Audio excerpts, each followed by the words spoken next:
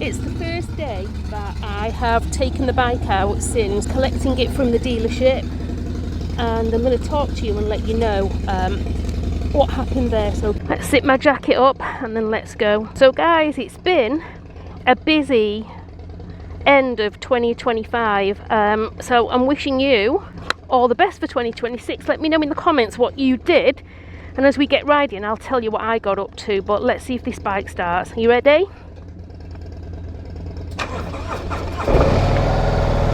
Okay. That's always a good sign, so let's go. Let's close that down. Probably can hear me better actually.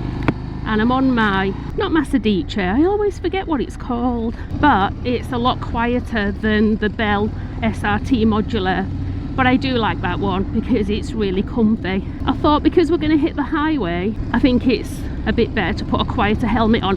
First of all, let's start out with the bike, because I know you guys want to know what's going on with it, and if you've watched my other videos, I'll put it up here.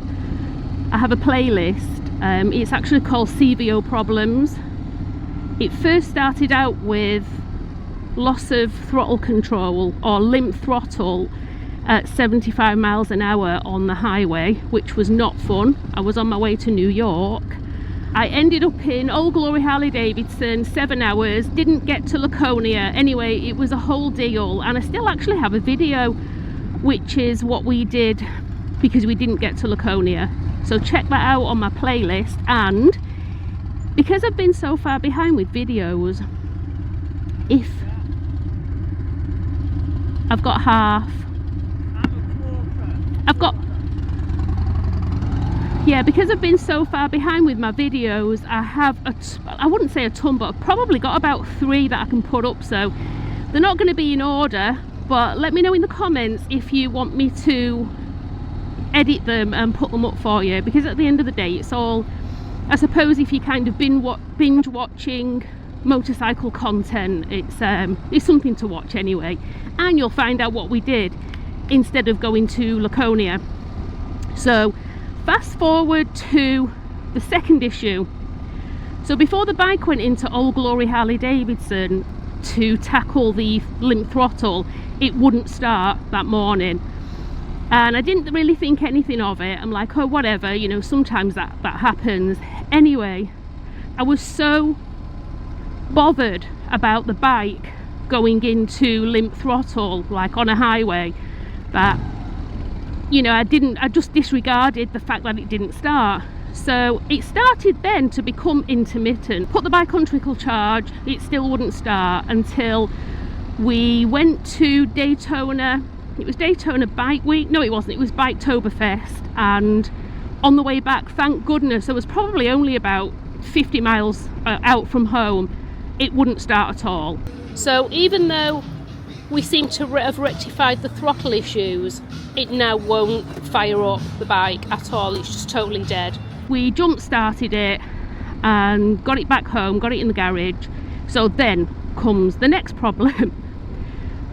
Take it in fact I didn't take it in because I was so annoyed at the issues that I'd been having with it. I'm like, you know what, I'm not going to jump start a bike and ride it in and risk it just conking out on me. I'm not going to do that. So anyway, my dealership picked it up for me, and they're really good. Peterson, South Harley Davidson.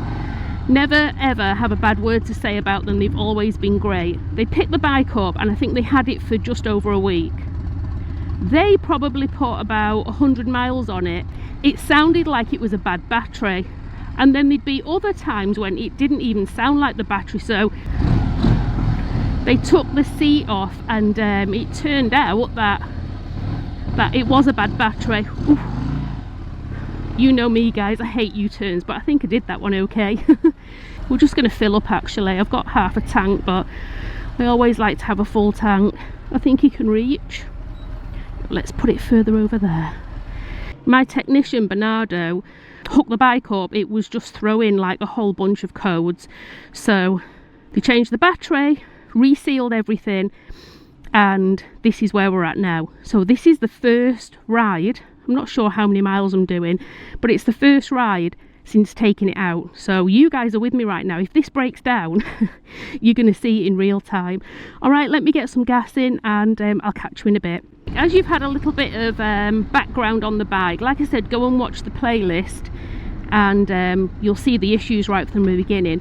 So the plan for 2026 for me is to put as many miles on this bike in the next 6 months, because after that it's out of warranty. I don't care what anybody rides, but I am pretty loyal to Harley Davidson. You know, being English, I came over here when I first started riding, I'm like, yeah, I'm gonna get a Yamaha, and my husband's like, Maria, you're in America, why don't you just get a Harley? So ever since then I've just loved Harley Davidson. So it's definitely nice to know that even though I'm sure they're having a lot of issues with these new bikes, for me anyway, I feel like I'm being looked after.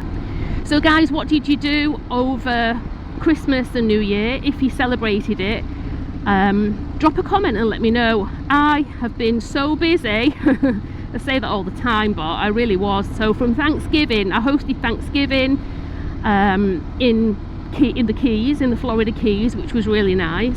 And I went to Seattle to see my daughter. From Seattle, came back, and the day after that drove to St. Augustine to see my husband's family. Had a great time there, and we only got back a couple of days ago. So I'm going to be honest with you, I'm really quite happy to do nothing right now. I just want to ride my bike. So you guys that are following me and you are having issues with your bikes, your CVOs, let me know, is it the CVOs that are having the issues, or is it just like the 2024 road glides and upwards? And if you've got a street glide, let me know if you're having an issue with that as well. Alright guys, so I'm going to show you around this dealership. They've got a lot of inventory in. We'll start from the top. And we'll see what they've got, and you let me know which bike that you've got your eye on. Do you know what? I really need to get on my lowrider a little bit more as well. Ooh, so that's sold. Kind of like that colour combo, but I'm always going to stick to a black bike. I just find it easier. I think if I went, I love this one as well. I think Just GQ has that colour. I think his is a CVO, I'm not sure. That's not a CVO, but yeah, I think for me a black bike, I'm never going to get bored of that. When you look at the engine, it's a 121 cubic inch engine, and that's a 121. Yeah. But that's 115 horsepower, and this is 128. The normal CVOs have 121 cubic inch engine, which is 1983 cc's. Right. 115 horsepower, but it has variable valve timing. What is variable valve timing? You're going to get better gas mileage. Do we really care about that on a bike? Not really. Right. I don't anyway. And you're going to get an active throttle right from the gate. Right. This does not have variable valve timing. Okay. That bike, when it gets to 4,000 RPMs, it's done. Right. You'll get some more miles per hour out of it, but the power, the torque is gone. Your bike, this bike, gets going. This bike is the only Harley Davidson with racetrack mode. Yeah. You're supposed to let this sing. Yeah. Let it sing. When you look at your bike, you've got a carbon fiber front fender, carbon fiber tank strip, carbon fiber rear cowl. So it's lighter. The floorboards are hollowed out, the brake pads hollowed out, the gear shifter's even hollowed out. This bike comes in at 850 pounds. Just make believe it's a road glide, right? Right. It's going to come in at 850 pounds. Then you can put 6 gallons of gas in it. That's 6 gallons, that's 6 pounds per gallon. Right. So now you're coming in much greater than 850 weight-wise. pounds. Yeah, 886 fully loaded. Your bike weighs 795 pounds. After spending about an hour at the dealership and chatting to Gary for a while, he was like giving me the rundown on the new bikes and just telling me a little bit more about my bike. We decided to head to Cafe 27, and just as I was about to get on the bike, Sean turned up. I've never met her before. She's actually one of the leaders, and if you want to follow her, she's on Instagram at @BBadBunny. What an amazing person. So we chatted for a while, and I'm definitely in 2026 I'm definitely going to be riding with these girls a little bit more.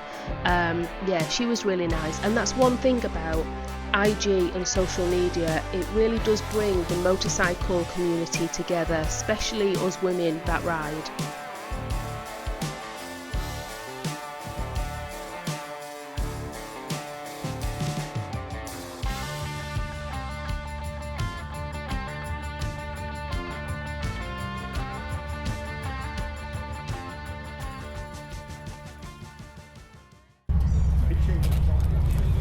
Well, that was really nice. I always love meeting people off Instagram, and she was a really nice girl. So for 2026, I'm definitely going to be heading up here more and riding with some girls. I'm ready. He's just taken a lap round and he's still waiting for me. Who else feels like that? When you just want to take your time and get dressed. Okay, let's go, let's go, let's go.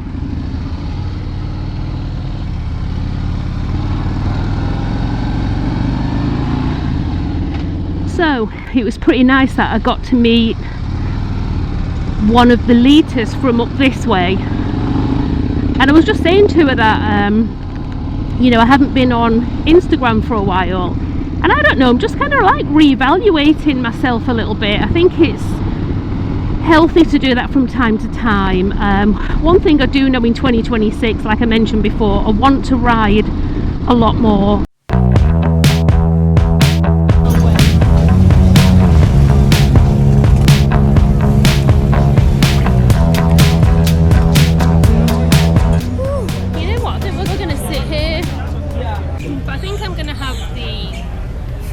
From here, they're pretty good actually. So if you've been to Cafe 27, let me know if you've had the Mahi bites. They are.